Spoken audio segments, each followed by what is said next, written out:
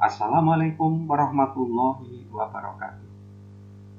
Pada pembahasan kali ini kita fokus pada elektrokimia. Subbabnya adalah cara kerja sel volta. Pada elektrokimia itu berasal dari kata elektro, itu artinya elektron. Kalau elektron itu berarti berkaitan dengan listrik atau arus listrik. Kimia itu berkaitan dengan proses kimia atau reaksi kimia. Sehingga pada elektrokimia itu dipelajari proses kimia yang berkaitan dengan listrik.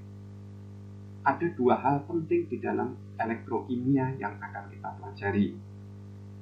Jadi dua hal pada sel elektrokimia yang kita pelajari adalah yang pertama sel volta, yang kedua adalah sel elektrolisa.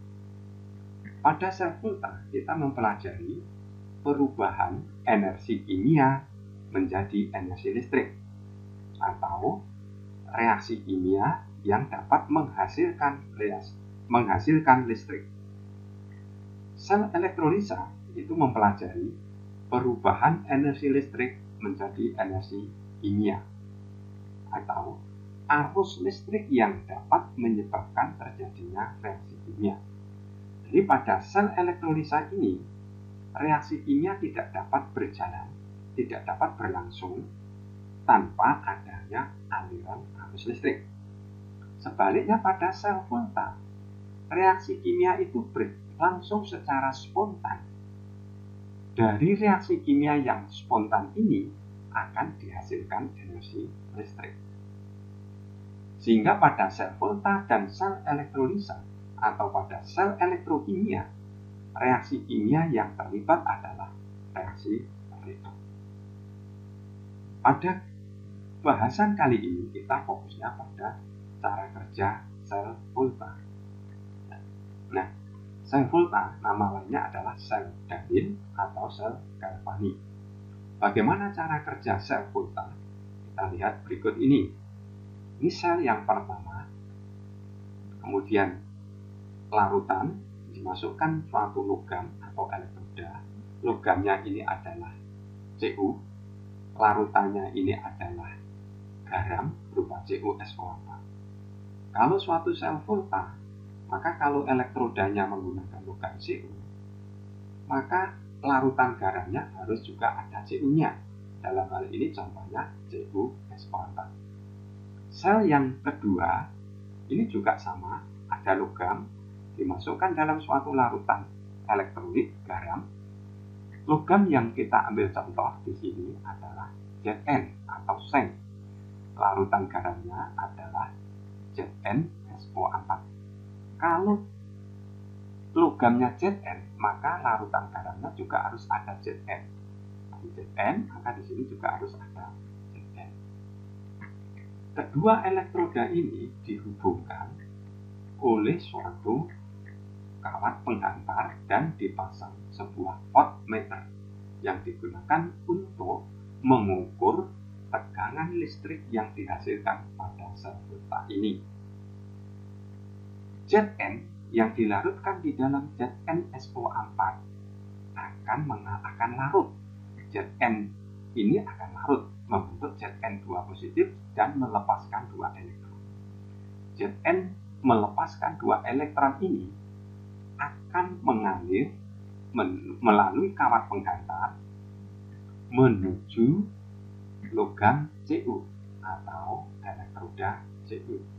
Pada sel elektrokimia, maka kalau arah aliran itu dari Zn ke Cu, maka arah aliran arus listrik itu sebaliknya dari Cu. Nah, arus listrik I berasal dari Cu menuju ke Zn.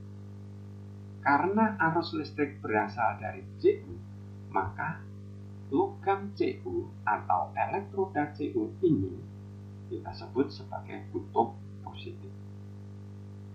Sebaliknya, elektroda Zn ini kita sebut sebagai kutub negatif. Elektron tadi yang mengalir dari Zn, elektron anak panah ini ke Cu, sampailah pada logam Cu. Elektronnya tadi ditangkap oleh Cu2 positif yang berasal dari garam CuS4. Karena Cu2 positif mengikat dua elektron, maka terjadi suatu reaksi reduksi yang menghasilkan endapan Cu. Nah, karena di dalam Cu terjadi reaksi reduksi, maka Cu ini disebut sebagai katoda. Sebaliknya pada Zn. Zn melepas dua elektron. Nah, ini berarti terjadi reaksi oksidasi. Maka Zn ini sebagai anoda. Ya, arus listrik ini akan, kalau sepanjang elektron ini bergerak dari Zn ke Cu, maka arus listrik akan terjadi aliran listrik yang akan bisa ditangkap oleh voltmeter.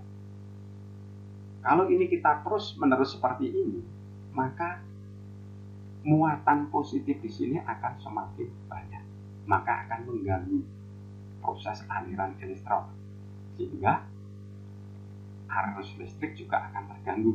Makin lama bisa saja akan semakin tidak ada arus listriknya kalau seperti ini, karena di sini ada muatan positif yang berlebihan. Kemudian di sini juga akan terganggu proses terbentuknya endapan Cu. Supaya tidak terganggu, maka dipasang suatu saluran seperti ini atau jembatan yang digunakan untuk menstabilkan muatan listrik yang berlebihan. Jembatan ini namanya adalah jembatan garam. Jembatan garam berisi suatu garam dalam suatu agar-agar, bisa Na2SO4, NaCl, atau HCl. Dalam contoh ini adalah Na2SO4. Sehingga bagian elektroda Zn yang kelebihan Cu, Zn2 positif tadi, kelebihan muatan positif, akan dinetralkan oleh muatan negatif. SO4 ini akan menuju ke Zn, menetralkan Zn2 positif. Kalau sudah dinetralkan, maka aliran elektron dari Zn ke Cu akan berjalan lancar. Proses terbentuknya endapan Cu juga tidak akan terganggu, sehingga aliran arus listrik dari Cu ke Zn juga berjalan lancar. Arus listrik yang mengalir dari Cu ke Zn akan melewati voltmeter, sehingga skala pada voltmeter akan menunjukkan plus 1,10 volt. Angka ini merupakan potensial sel yang dihasilkan dari sel volta. Nah, inilah suatu gambaran diagram sel volta atau cara kerja sel volta. Pada cara kerja sel volta, poin-poin yang harus kita ketahui, yang pertama kutub.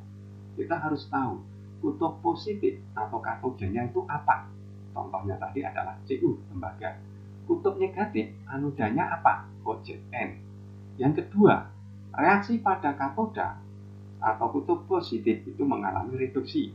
Reaksi pada anoda, kutub negatif mengalami reaksi oksidasi.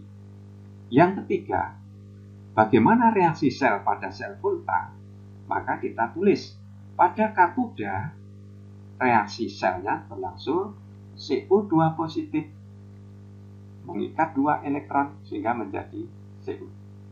Pada anoda kutub negatif terjadi Zn akan menjadi Zn2 positif plus 2 elektron, oksidasi.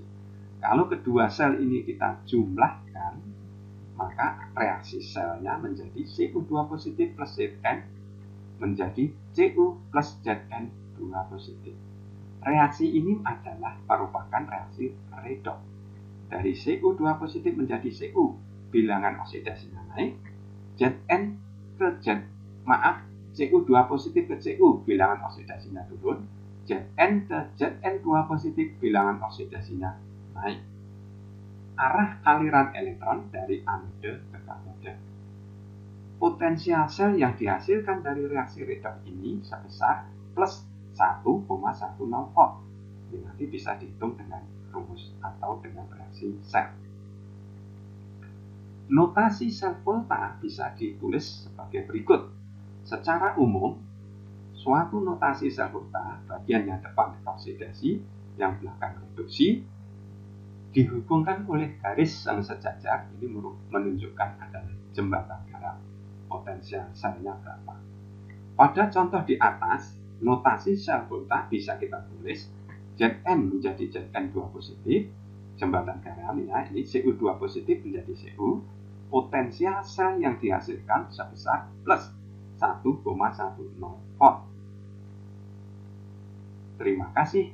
Wassalamualaikum warahmatullahi wabarakatuh.